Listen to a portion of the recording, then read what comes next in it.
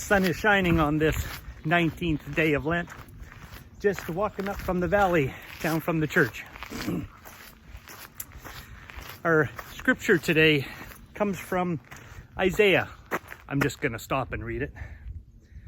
In days to come, the mountain of the Lord's house shall be established as the highest of the mountains, and shall be raised above the hills. All the nations shall stream to it. Many peoples shall come and say, "Come, let us go up to the mountain of the Lord, to the house of the God of Jacob, that he may teach us his ways, and that we may walk in his paths."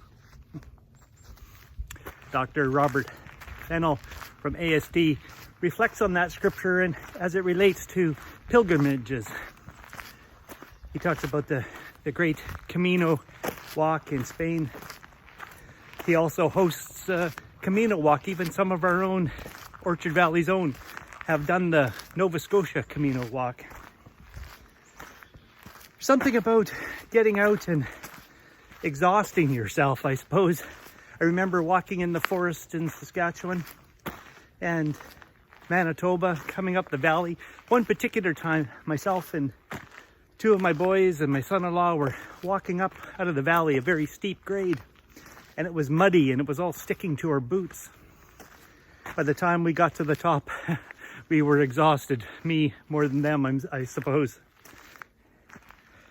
But I think it's those kind of experiences where we're so exhausted and where we can feel our heart in our chest and the wind in our lungs, that we can stop thinking about all the things, the niggling things that are separating us from what's most important to us.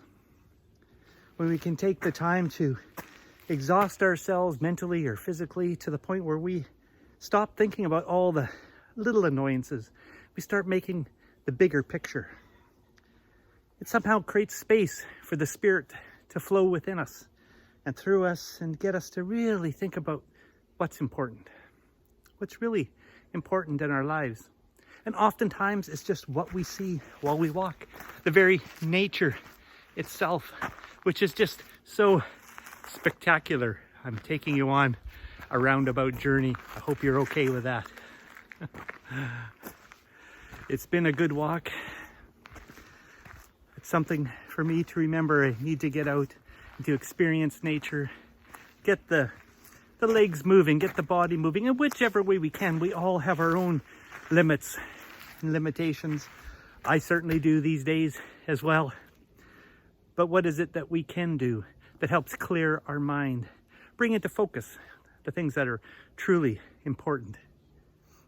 You're truly important to me, which is why I so enjoy participating in whichever way I can to be with you, whatever way that comes. Rather than say a prayer, let's take a moment and look out at this nature, at this creation that we have. And when we do that, it itself is a prayer. Bruce Sanguin writes so often about how nature in itself, God, the Spirit, is in all things. Nature, it's a prayer. God bless you on this 19th day of Lent.